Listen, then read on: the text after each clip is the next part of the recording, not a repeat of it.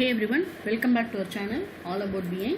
In last session, we discussed how do we create a Synapse database and how do we load records from a CSV file to Synapse table using a technique called polybase in copy activity, right? In today's session, it's going to be a continuation of the same session, which is session number 71, in which we are going to see some properties related to rejection, okay? For example, you have a source and destination or sink in Azure terms, right? So you are going to move records from source to sink using copy activity, and there is a chance for us to have dirty data from source. Okay, so if we have such data which is not so clean data, in the sense some columns might be having data which is incompatible with the sink data type. Okay, for example, you have a source file and you have a sink table in which you have a column called serial number, which is integer in sink. Okay, integer in sink, and by mistake your source file brings a n-varchar data in int column. Okay, so if this is the scenario, right, whenever we are trying to move records from source to sink with incompatible data present in any of the columns, the copy activity tends to fail. Okay, if we haven't set any property explicitly. Okay, so in this video I'm going to show you a couple of useful properties which we can make use of in order to reject those records and then log them in a text file. Okay, alright, so going back to my data. So this is the CSV data that we are going to load to a Synapse table. Okay, so as you can see here, right, there is a reseller key which is the first column, in which we should be having a number, okay, or basically an integer value. Okay, if you have a value called BBB, ABC, DEF, these are all varchar alphabets which shouldn't be present in any of the integer columns. Okay, if we have a file like this and we are trying to load the same to the Synapse table using copy activity, then it's going to definitely fail. So what we can do? Okay, so I'm going to the copy activity and click on the copy activity and go to sink, because we are interested to load the records to sink, right, with some properties set. So I'm going to sink, and then in last session we discussed what is this polybase and related discussions, right? So in this video the takeaways would be reject type and reject value. Okay, so what are these properties are? See, we are telling the copy activity or Azure Data Factory to reject certain number of records. Okay, so what it will do is it will not fail until it encounters this particular value. For example, if we say 3, right, then it will allow 3 records to be incompatible, 3 records to not go to destination or sink. After third record, if there is an incompatible record which is number 4th record, right, then it's going to fail. So it is the reject value property. Okay, and then you can mention the value directly, or you can mention the percentage. Okay, 10% of data I can have as incompatible record. So you can you can keep on copying, ignoring those incompatible records. So this is what we are trying to tell to the data factory. Okay, so there are two options. One is directly mentioning the value, which is number 10, 20, 30 or whatever be it, and then second is the percentage. Okay, so in our case we are mentioning up to 3 records. Don't make the copy activity fail if there are some data incompatibilities. If there is a 4th record coming in with incompatibility, then make the copy activity fail. That is what we are telling. Okay, and then there is a beautiful property here called add dynamic content, which we have been seeing in multiple places, right? Azure Data Factory lets us mention this number dynamically also. For example, see, you will have a source file. Okay, it might have couple of headers and footers like that. Okay, maybe header will be one, footer will be one more record, and in between there might be some incompatible or some dummy records.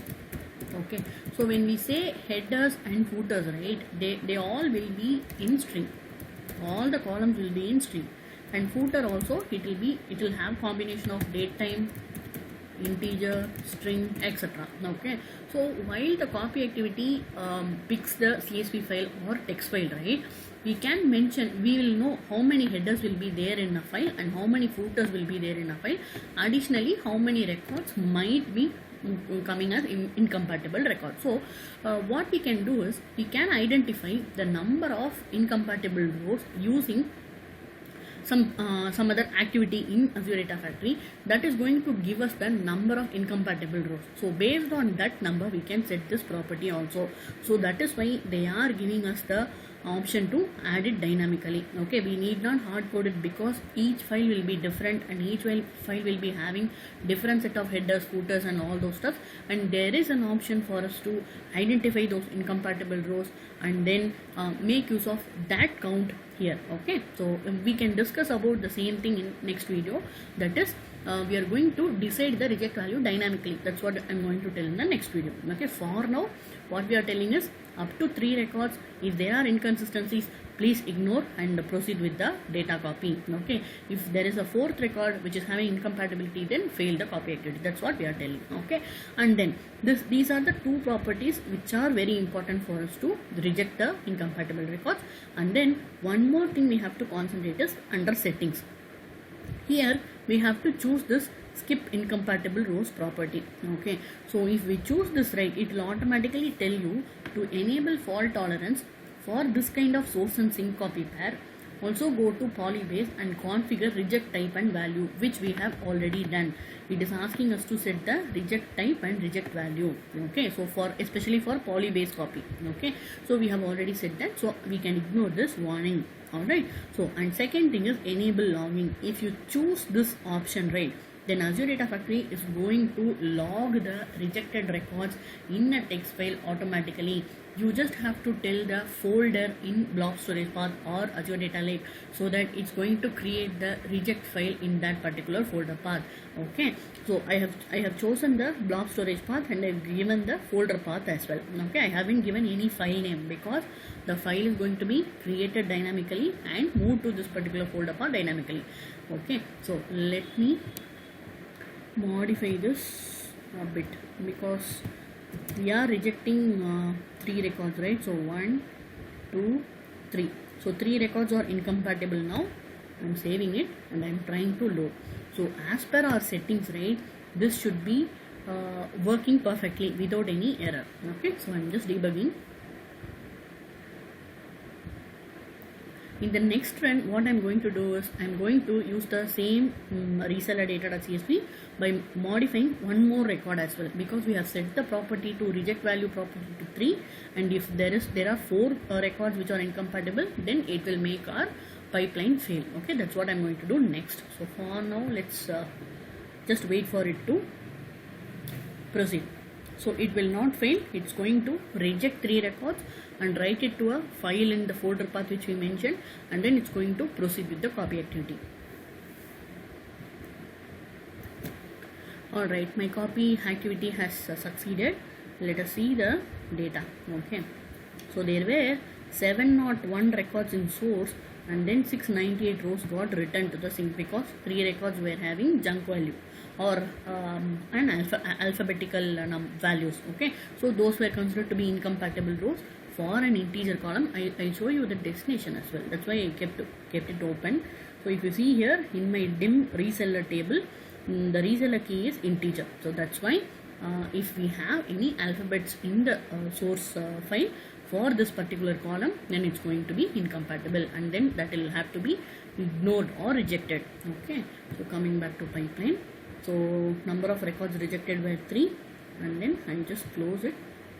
I'll show you how it has logged the data. Okay, so that it will be helpful for you to understand it fully. I'm closing it and then I'm choosing my demo output. Here is where I have mentioned the pipeline to log the rejected records. Okay, so I have just mentioned this particular folder name alone. I haven't created any other folder within this. Okay, so by default the copy activity is creating a folder called copy activity -logs Inside that, it will create one folder for each instance of the pipeline execution. Okay, before this video preparation, right, I tried to execute it once. So one folder is already created and one folder is created for now. I mean, just now. Okay, and then inside the folder you will have the type of copy activity that we have performed. There are 3 types of copy activities allowed in Azure Data Factory. If you click here, there are 3 techniques using which we can do the copy. One is polybase, copy command, bulk insert. Okay, so whatever technique we have used, that named folder will be created. Okay, inside that we will be having one folder called rejected rows. Inside that you will have today's date in which it got executed, or the date in which it got executed. Okay, inside that you will be seeing 2 files. One is, this is the file which has the actual rejected rows. In our case it will be 3. Okay, so this is nothing but this is the reason for the failure. See, a record can become incompatible in multiple ways. Okay, for example, it might have incompatible data type, or it might have a different precision value, or it might have altogether a junk character which cannot be processed at all. So the reason can be many. So what Azure Data Factory is doing is, it is creating one file for mentioning you the reason of the failure. Okay, if I open this, you will understand. So it will tell expected column value is integer, but the present value is a varchar. So see here, expected data type is an integer.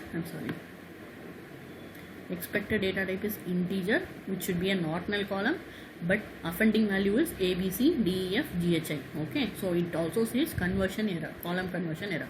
So this is the reason file. Okay, and then if you see here, it is the file with the rejected records. Whichever records were actually rejected, right, those records are present here. Okay, so this is how it works.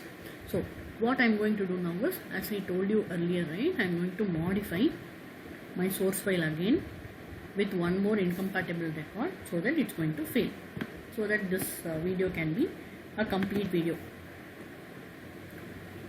So I'm going to edit, I'm going to make it XYZ, and then saving it, and then I'm again going to run my pipeline. So this time it will fail because the maximum reject property is 3, but there are 4 incompatible records. Okay, so let's see it failing. In that case, it's not going to create any log. Okay, so just keep that in mind.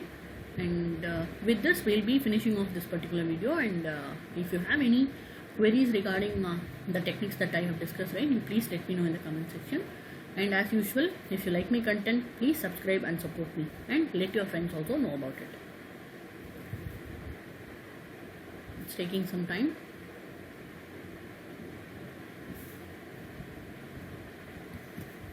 And as expected, it has failed. Okay, when you see the output, right, it will be telling you clearly, okay, the maximum reject threshold is 3, but it was reached while reading from an external source, 4 rows rejected out of 4 rows processed. Okay, so this is how we should be looking at the output. Okay, so I think I made it clear. In case you have any doubts, please reach out to me. Thanks a lot for watching.